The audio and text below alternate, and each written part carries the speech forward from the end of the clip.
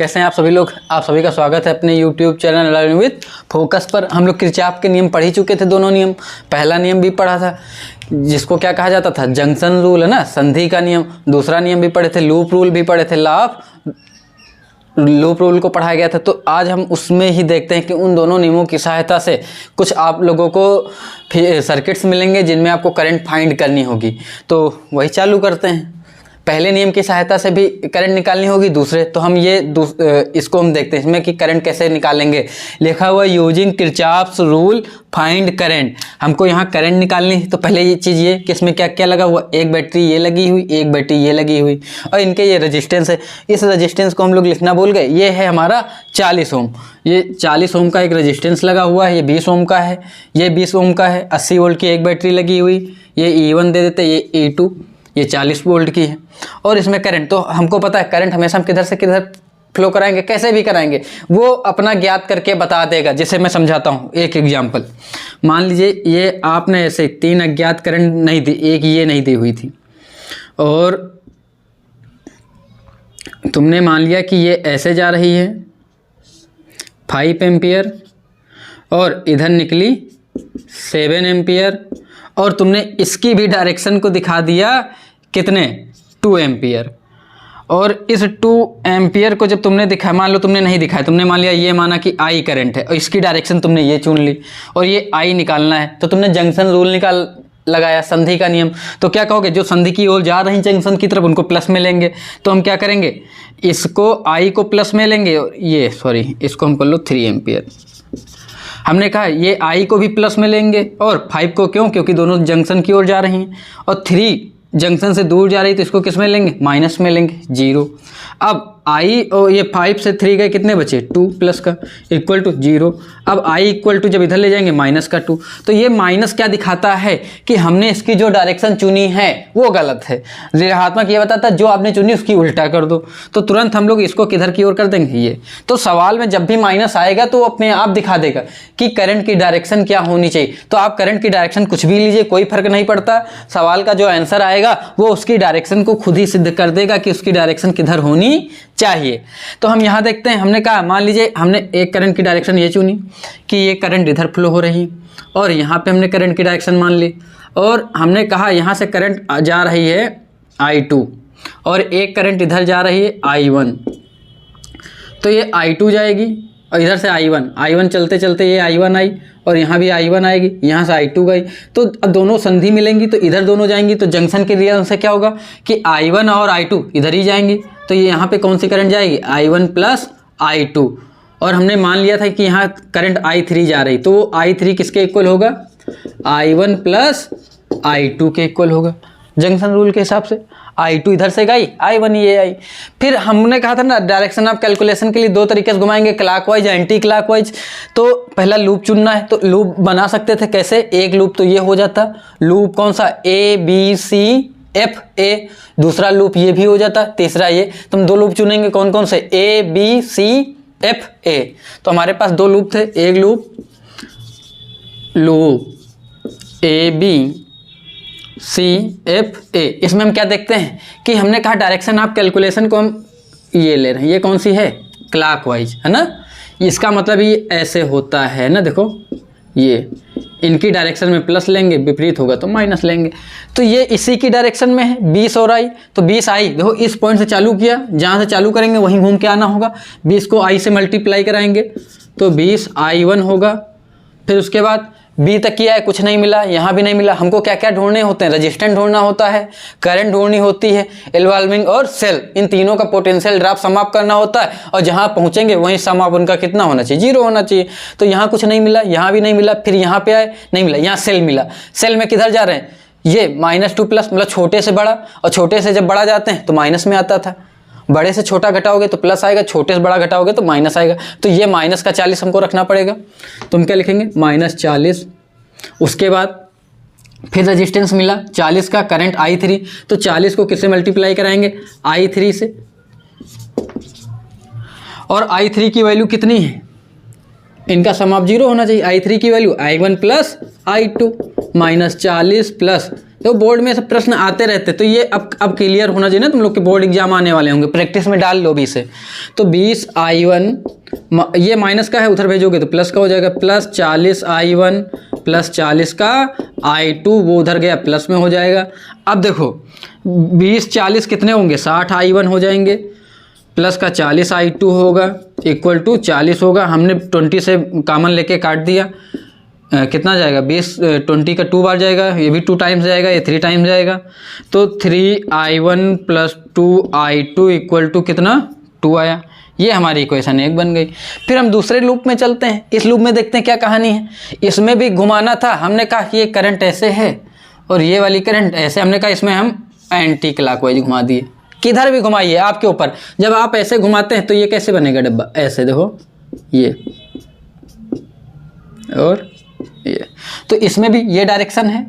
तो हम कहाँ से चालू करें, कहीं से भी आप चालू करिए, मान लीजिए यहाँ से लेना चाह रहे हैं, यहाँ ले लो, CFEDC, जहाँ से आप चालू करेंगे वहीं तक की चलना होगा। तो लूप कौन सा, CFEDC, इसमें क्या होगा, पहले I1 प्लस I2 को हमने क्या, ये हमारी बैटरी मिली, बैटरी कितनी, उसकी डायरेक्शन छोटे से बड़ा ही चल रहे हैं, ये भी माइनस में ही लिखेंगे, तो माइनस का 40, फिर I3 को 40 से मल्टीप्लाई कराएंगे, मतलब 40 I3 की वैल्यू रख देंगे। फिर यहाँ कुछ नहीं मिला, यहाँ पे आए, फिर छोटे से बड़ा जा रहे हैं, माइनस में ही लिखेंगे। फिर 20 को किससे, I2 से, फिर यहाँ कुछ नहीं मिला, फिर उसी पॉइंट पे आ गए, और इनका सम आप कितना होना चाहिए 0। I3 की वैल्यू रख दें कितना, I1 प्लस I2, ये -40 -80 दोनों जोड़ोगे 120 हो जाएगा, उधर जाएगा प्लस में हो जाएगा, तो 40 I3 की I1 plus I2 plus 20 I2 equal to 120, तो 40 I1 plus 40 I2 plus 20 I2 equal to 120, और 40 I1 20 I1 है ही नहीं है ना, I2 है, तो 40 20 60 होगा, इक्वल टू 120, कॉमन लोगे कितना मिल जाएगा, 20 ही मिलेगा, 2 3 6 है ना, तो 2 I1 plus 3 I2 equal to 6 हो जाएगा, 2 I1 plus 3 I2 equal to 6, equation 2 बनी। और जैसे ही 2 इक्वेशन बनती हैं ये तुरंत बता देती है क्या, मैथ में क्या होता था, ऐसे लिखते थे 3x plus 2y equal to 6, फिर लिखते थे क्या कि जो है 5x plus 3y equal to 15, फिर कहते थे कि x और y की वैल्यू फाइंड करो, यहाँ पे x y निकालना होता था और y निकालते थे, तो हम लोग क्या करते थे, इनमें पहले इनको x के टर्म को बराबर करते थे, अगली बार y के टर्म को बराबर करते थे, एक बार जोड़ते थे एक बार घटाते थे, काट पीट के आंसर ले आते थे। क्यों, वही कहानी, रंगीन कहानी यहाँ भी करनी है। क्या करनी है कि एक बार I1 को इक्वल करेंगे, एक बार I2 को इक्वल करेंगे, और फिर दोनों को क्या कर देंगे, दोनों को जोड़ेंगे और घटाएंगे। ठीक है, चालू करें कि आप लोग कर लेंगे, बोलो, हैं, ये लिख लो। तो बढ़ते हैं, तो हम लोग इस इक्वेशन को ऊपर लिख लें, 3I1 plus 2I2 equal to 2, यहाँ 2I1, अब इसमें देखो हमको बराबर करना था, हम लोग क्या करें, ऐसे ना लिख के पहले ऐसा करो कि इसमें मल्टीप्लाई करा लो, ये 2 है ये 3, इसको कैसे बराबर करें, यहाँ 2 से मल्टीप्लाई करा दो, यहाँ 3 से, 2 से कराओगे तो कितना हो जाएगा, 2 3 जा 6, I1 प्लस 2 2 जा 4, I2 इक्वल टू 2 2 जा 4, इक्वेशन 3 हो गया। और ये 3 2 जा 6 I1 प्लस 3 कितना है, 3 है ना, 9 I2 इक्वल टू 3 6 या 18, घटा दो, कटेगा, माइनस का 5 I2 बचेगा, और इधर कितना माइनस हो जाएगा, 18 से 4 जाएंगे, कितने बचेंगे 14 है ना, तो 14 माइनस का बचेगा, माइनस माइनस कट जाएगा, और माइनस कट गया, इसका मतलब डायरेक्शन सही, डायरेक्शन में कोई दिक्कत नहीं, 2.8 एम्पियर हो जाएगी। I2 आ गई, I1 निकालने एक बार घटा दें, वैसे कर दें, या उसमें वैल्यू रख दो। तो हम लोग क्या करते हैं, जैसा आप बताइए, वैल्यू रख दें, वैल्यू रखना तो 14/5 ही रख देंगे। ठीक है, इसमें वैल्यू रख दो I2 की, put in equation 2, 2I1 plus 3i2 कीजिए 14/5 इक्वल टू 6, 14 तियाँ 42 हो जाएगा, 6 माइनस 42/5 होगा। i1 इक्वल टू कितना आ जाएगा, 5 छक्का 30 होगा, माइनस 42 होगा बटे 5 होगा, काटोगे घटाओगे माइनस 12/5 बचेगा, 2 6 जा होगा। और ये डायरेक्शन दिखा रहा कि जो तुमने चुनी थी वो गलत है। काटोगे 1 पॉइंट कितना आएगा, 2 ही आना चाहिए, 1 फिर बचेगा 1, तो 1.2 एम्पियर। तो ये माइनस में आए, तो माइनस क्या दिखा रहा है कि i1 की जो तुमने चुनी थी वो गलत है, ये ऐसा चुना, ये होना ऐसा चाहिए था, ठीक है। तो ये कैलकुलेशन ही मैंने बताया था कि अपने आप दिखा देगा डायरेक्शन कैसी, तो आप कैसा भी चुनते उससे कोई फर्क नहीं पड़ता, आंसर अपने आप सिद्ध कर देगा कि उसकी डायरेक्शन क्या होनी चाहिए थी। इसके बाद ये मैं मिटा के अगले सवाल की ओर हम लोग बढ़ते हैं। अगला सवाल कह रहा है कि एक परिपथ बना हुआ है, इसमें कह रहा है कि प्रत्येक सेल से तथा 2 ओम के प्रतिरोध से बहने वाली धारा ज्ञात कीजिए। कह रहा find the current each cells and involving 2 ohm resistance, है ना, 2 ओम के रजिस्टेंस से एंड किससे, 2 ओम का जो रजिस्टेंस है इससे कितनी करंट निकल रही, इसको और प्लस इनसे, इन वालों से कितनी, इससे i1 जा रही, इससे i2 जा रही, तो हमको i1 i2 भी निकालना है। और 2 ओम के रजिस्टेंस से कितनी जा रही, i1 प्लस i2। हमने यहाँ जंक्शन रूल लगाया, ये जंक्शन था, यहाँ से i1 गई, यहाँ से i2, और जब यहाँ पे जाएंगी तो i1 प्लस i2 इसमें फ्लो होगी किरचॉफ के पहले नियम से। अब हम लोग देखते हैं कि इसको कैसे सॉल्व किया जाए। तो हमको दो तीन लूप है ही, एक ये हो गया, एक ये हो गया और एक पूरा हो गया। तो हम पहले सबसे बड़े वाले लूप को लेते हैं, क्योंकि अगर देखो आसानी होती, एक ये लोगे, एक ये लोगे, इसमें तुमको 2 सेल मिलेंगे, कैलकुलेशन बढ़ेगा। हम अगर पूरा ले लें तो एक ही सेल इन्वॉल्व होगा, तो हम क्या करते हैं, पूरा लेते हैं। हमने एक सेल लिया, क्या, AEDBA, लूप कौन सा लिया, लूप लिए लूप AEDBA। करंट की डायरेक्शन हमने क्या चुनी, पूरे के लिए हमने इस पूरे के लिए करंट ऐसे चुना कि हम इसमें करंट ऐसे लेंगे पूरे के लिए ना, ये। अब देखो ए से चालू किया, कुछ नहीं मिला, यहाँ पे क्या मिला, i1 प्लस i2 इंटू इसका रेजिस्टेंस, तो क्या हो जाएगा, i1 प्लस i2, मैं छोटे में लिख रहा हूँ, बड़े में हमको दिक्कत होती है, i1 प्लस i2, आप लोग बड़ा ही समझिएगा। उसके रेजिस्टेंस से मल्टीप्लाई कितना, 2, प्लस में ही रहेगा, क्यों, क्योंकि डायरेक्शन वही कैलकुलेशन की डायरेक्शन ये है, तो इसकी डायरेक्शन वही है। फिर यहाँ पहुँचे, कुछ नहीं मिला, यहाँ भी कुछ नहीं मिला, यहाँ भी कुछ नहीं, फिर यहाँ 1 ओम का मिला, और 1 ओम में कितनी करंट, i1, तो हम क्या करेंगे, 1 इंटू i1 प्लस उसकी बैटरी कहाँ जा रहे हैं, छोटे से बड़ा, तो क्या लिखेंगे, माइनस, फिर उसी पॉइंट पे आ गए, तो टोटल 0 होना चाहिए। तो 2 को मल्टीप्लाई कराओ, 2i1 plus 2i2 minus plus का i1 इक्वल टू उधर जाएगा, कितना होगा, 3, तो 2 और 1 जोड़ोगे, कितने i1 होंगे, 3i1 plus 2i2 equal to 3, equation 1 बना। दूसरा लूप हम लोग ये वाला ले लेते हैं। इस लूप में हमको क्या कहानी नजर आएगी, हमने लूप चुना FEDCF, कौन सा लूप, लूप FEDCF। इसमें क्या दिख रहा है हमको, हमने कहा यहाँ चालू किए, कुछ नहीं मिला, फिर यहाँ वही कहानी मिली, क्या, i1 प्लस i2, डायरेक्शन हमने वही रखी, इनको 2 से मल्टीप्लाई कराए, फिर इसके बाद कुछ नहीं मिला, फिर यहाँ कुछ नहीं मिला, फिर यहाँ 1 ओम का मिला, और करंट की डायरेक्शन ये है ना, हमने चुना भी ऐसे है, ऐसे जाएगा। तो इसमें भी हमको क्या, देखो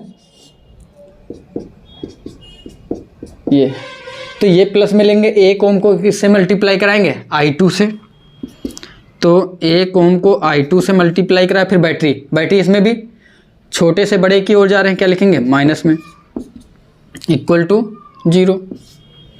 तो इसको भी 2i1 plus 2i2 plus i2 उधर जाएगा, तो प्लस का हो जाएगा। 2i1 में क्या जोड़ोगे, बोलो, 2i2 में i2 जोड़ोगे, 3i2 हो जाएंगे, इक्वल टू 1.5। इक्वेशन हमारी दूसरी बन गई। तो एक इक्वेशन यहाँ है, एक ये है, दोनों को सॉल्व करना, तो हम क्या करें, i1 i2 को बराबर करें, यहाँ 3 था, यहाँ 2 है, दोनों का एलसीएम कितना आएगा, 6। तो इसमें कितने से मल्टीप्लाई कराएं, 2 से, तो ये 6 हो जाएगा। इसमें किससे मल्टीप्लाई कराएं, 3 से, तब ये 6 हो जाएगा। तो 2 3 जा 6i1 प्लस 2 2 जा 4i2 इक्वल टू 2 3 जा कितना हो जाएगा 6 होगा। फिर इसके नीचे ये वाली 3 2 जा 6i1 प्लस 3 3 जा 9i2। फिर 3 को 1.5 से मल्टीप्लाई कराओगे कितना होगा 15 3 45 मतलब 4.5 है ना। घटा दोगे सारे चिन्ह माइनस में हो जाएंगे। 9 से 4 जाएगा माइनस का कितना बचेगा 5i2 इक्वल टू ये घटेगा तो कितना बचेगा 1.5। तो इक्वल टू कितना हो जाएगा 1.5 अपॉन 5। 0 पॉइंट कितना आ जाएगा 3। माइनस का चिन्ह उधर चला जाएगा। अभी मैंने 5 मिनट रिकॉर्डिंग की और उसको प्ले करना भूल ही गए। तो ये क्या होगा I2 इक्वल टू माइनस का 0.3 एम्पियर। ठीक है, इसको हम इक्वेशन 1 इस वाले में पुट कर दें। Put in equation 2। तो I2 की वैल्यू हमने क्या कर दी put in value I2 equation किस में 2 में हमने पुट किया। तो इसमें जब पुट करोगे तो 3i1 प्लस 2 इंटू I2 की जगह कितना माइनस का 0.3 रखोगे इक्वल टू कितना रखा हुआ है 3। तो ये माइनस में हो जाएगा माइनस 0.6 इक्वल टू 3i1। तो 3i1 इक्वल टू उधर जाएगा तो 0.6 उसमें जोड़ोगे कितना हो जाएगा 3.6 होगा। तो i1 इक्वल टू 3.6 को 3 से आप लोग काटेंगे कितना बचेगा 1.2 बचेगा। इतने एम्पियर की करंट किस में फ्लो होगी I1 में। अब 2 ओम से कितना आ जाएगी 2 ओम में कितना जा रही है I1 प्लस I2। तो 2 ओम में करंट कितनी होगी आप लोग देख के बताइए I1 प्लस I2 होगी। तो I1 हमारी कितनी थी माइनस 0.3 थी, नहीं I1 है 1.2 I2 है 0.3। दोनों को जोड़ोगे तो 0.9 एम्पियर की करंट किस में फ्लो होगी इसमें 0.9 एम्पियर। ठीक है, तो आप लोग कैसे सवाल हो गए। इसके बाद आगे कुछ सवालों की ओर हम लोग बढ़ेंगे। आज के लिए इतना ही काफ़ी। बाकी व्हीट स्टोन सेतु पढ़ा दिया जाएगा, उसमें भी कोई समस्या हो तो व्हीट स्टोन सेतु के प्रिंसिपल के आधार पे मीटर ब्रिज है, मीटर ब्रिज भी करवा देंगे। सब प्रैक्टिकल में करवाया भी जाता है। तो बाकी अगर कुछ नहीं समझ में आ रहा तो आप लोग कमेंट में बताते रहिए। Okay, thank you.